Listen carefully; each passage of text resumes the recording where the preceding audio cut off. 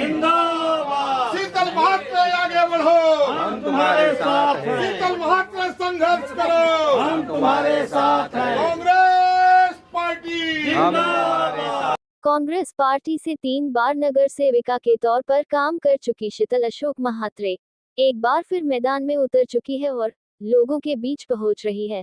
IC colony हो या फिर गणपत पाटिल नगर हो, सभी लोगों का साथ शीतल महात्रे के साथ नजर आ रहा है। महिलाओं में लोकप्रिय होती शीतल महात्रे जब लोगों का हाल पूछने पहुंची तो लोगों में खुशी की लहर दौड़ गई। जीत हमारी पक्की है, हाथ का पंजा लगती है, जीत हमारी पक्की है। सभी लोग अगर जिस की हम आना तो दे देंगे, नहीं तो छोड़ देंगे, बाद में पता लगेगा।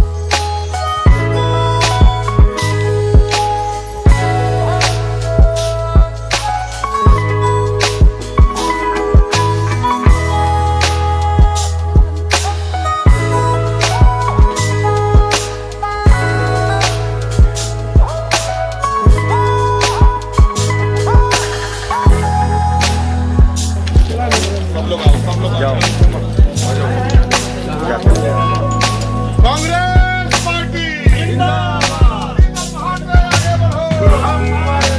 शीतल महात्मा गणपत पाटिल नगर मेरे लिए एक बस्ती ही नहीं, मेरी राजनीतिक करियर गणपत पाटिल नगर वार्ड नंबर 1, उस टाइम पे वार्ड नंबर 162 है, वहीं से शुरू हुई थी। मैं पहली बार 2002 में जब चुनकर आई, उसके पहले 87 से लगभग कई राशन कार्ड, कई घर 87 से है। तब से जो 2002 से प्रयत्न चालू है, हमारा 2002 का कायदा था स्लम घोषित करने का और पात्र करने का, तब से हमारी प्रक्रिया चालू है। उस बीच 2 बार उपोषण भी हो गए। 2012 तक मैं यहाँ थी, स्लम घोषित तक करने तक पूरा सर्वे, आर्किटेक्ट अपॉइंट कर सब पूरी प्रक्रिया हो गई है। और उस समय तक यहाँ पे जब तक मैं चुनकर आई 2002 के पहले, तो यहाँ पे ना लाइट थी ना पानी था। पहली बार 2002 में हमने गली नंबर 1 में शौचालय बनाया खासदार निधि से। उसके बाद गली नंबर 4 में ट्रांसफार्मर लगाया, जो राजनीतिक के चलते 2002 में लगाया हुआ ट्रांसफार्मर 5 और 6 में वो लोग ने तोड़ भी दिया। स्लम डिक्लेयर नहीं, इसीलिए आज भी स्लम डिक्लेयर नहीं है। लेकिन कई जगह थोड़े थोड़े राजनीतिक के चक्कर में ट्रांसफार्मर आ गए। लेकिन मेरा सरकार से और अभी सत्ताधारी पक्ष से ये कहना है कि गणपत पाटिल नगर में 25,000 तक वोटर है, सारे घरों में लाइट क्यों नहीं है? ये कौन सी राजनीति है? आधे घरों को लाइट मिलती है, आधे घरों को नहीं मिलती है। तो सबसे पहला काम होगा स्लम डिक्लेयर करने का। पूरी प्रक्रिया प्रोसीजर खत्म हो चुकी है, सिर्फ चीफ सेक्रेटरी और सीएम की साइन की ज़रूरत है। और वो साइन लेने के लिए इस सरकार को 10 साल लग गए। 14 के बाद इनकी सरकार आई है। एमएलए एमपी फंड यूज़ कर सकते हैं प्राइवेट प्रॉपर्टी पर, और यहाँ पे सिर्फ पेपर पर पास हो रहा है। गली नंबर 11 में लादी डाल दी, सोलार लाइट लग गए। लेकिन आप चाहे तो आप पूरी जनता को पूछ लो, एक सोलार लाइट किसी के फंड से लगी नहीं है। जो हमने काम करवाया था वो भी तुड़वा दिया था। तो सबसे पहला काम रहेगा, लाइट दूंगी, पानी दूंगी, ये सब तो दूसरी बात है। सबसे पहले घर बचाने का है, स्लम डिक्लेयर करवाने का है।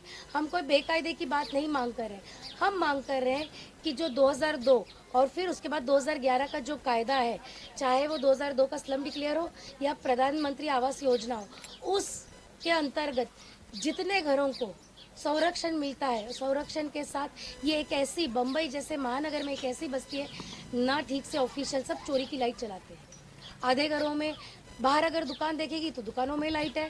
भाई दुकान में मिल सकती है तो घर तो उससे पहले है, तो घरों में क्यों नहीं मिलती?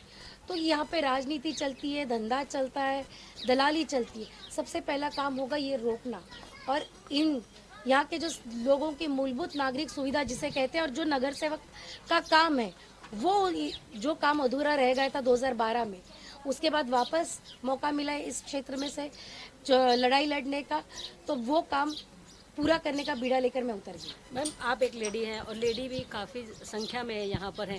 शौचालय की जिस तरीके से बात की जा रही है, कितनी सुविधा लगती है महिलाओं को जब रात में कभी जाना हो, या बहुत सारी चीज़ें, लाइट भी नहीं है, तो कितना उनके लिए घातक है?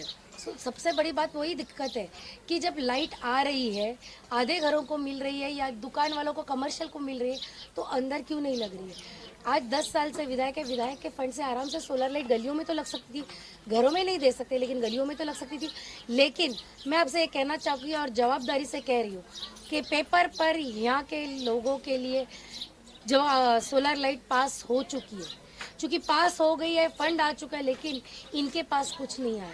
ये मैं एक जवाबदारी से कांग्रेस पार्टी की प्रतिनिधि होकर और एक माजी नगर सेवक के तौर पर ये जवाबदारी से आरोप ही नहीं लगा रही हूँ, मैं सिद्ध करके दिखा सकती हूँ कि फंड आता है गणपत पाटिल नगर के लिए। मैं नगर सेवक ये प्राइवेट प्रॉपर्टी में काम नहीं कर सकता, तो तभी दिक्कत आती थी, लेकिन तभी भी हमने ट्रांसफार्मर बैठाया, तभी भी हमने खासदार निधि से शौचालय बनाया, बट उसके बाद अनेक खासदार आ गए, लेकिन गणपत पाटिल नगर में एक ईंट नहीं लगी है। लगती है तो इनके जो दलाल होते हैं, जो एजेंट्स होते हैं, जो घर बनाने के पैसे लेते हैं और बनवाते हैं, उन्हीं के घरों की ईंट लगी है। ईंट लग जाती है, उसके बाद अभी इतना आज 1000 घरों को नोटिस आई है गणपत पाटिल नगर में, डबल मालिये बने, अच्छा है, परिवार बढ़ता है, लोगों को ज़रूरतें बढ़ती है, ये कोई कमर्शियल बिजनेस नहीं है। परिवार बढ़ने के बाद कोई ऊपर मालिया बना लेता है। आज मालिया बनाने की परमिशन तो नहीं मिलती, लेकिन बन जाते हैं। बीएमसी भी समझती है, हम जैसे नेता कभी कभार बात कर लेते तो समझ भी जाती, लेकिन एक सकट, एक जिसको बोलते हैं सर सकट ब्लैंकेट, 820 घरों को नोटिस लिख लिए, ये कहाँ का न्याय है? आपके कार्यकर्ता, मेरे को बीएमसी से पूछना है, मुझे यहाँ के विधायक से पूछना है, यहाँ के एमपी से पूछना है। आप लोगों का प्रतिनिधित्व 10 साल 15 साल से चल रहा है, तभी ये घर बने हैं। घर बनने के बाद खून पसीने की जब कमाई 10 लाख 12 लाख जब लोग लगाते हैं, अभी आप नोटिस दे रहे हो, या क्या ये इलेक्शन स्टंट है? इलेक्शन स्टंट है मतलब लोगों के पे लटकती तलवार। 2 साल पहले दिवाली थी, ईद था और लोगों की परीक्षा थी, दिवाली के 10 दिन पहले एक पूरी गली में डेमोलिशन हुआ, और उसी के तहत एक महीने भर में एक लड़की जो एग्ज़ाम दे रही थी एक्सपायर हो गई। आज जब घर टूटते हैं, रास्ते पर बैठकर बच्ची एग्ज़ाम दे रही है, आज इस माहौल में गणपत पाटिल नगर जैसी बस्ती है, नेता लोग आते हैं, बोलते हैं, मैं मानती हूँ, लेकिन आज मुझे ये जनता से कहना है कि जहाँ 10 साल जिनका विधायक, जिनकी सरकार और कॉरपोरेशन भी नहीं है, तो पूरा स्टेट गवर्नमेंट के हाथ में है, तो क्यों इधर का विकास नहीं हुआ? एक छोटी सी चीज़ चाहिए थी स्लम डिक्लेयर करने के लिए, फाइल सीएम के टेबल पर पड़ी हुई है, जवाबदारी से मैं कह रही हूँ।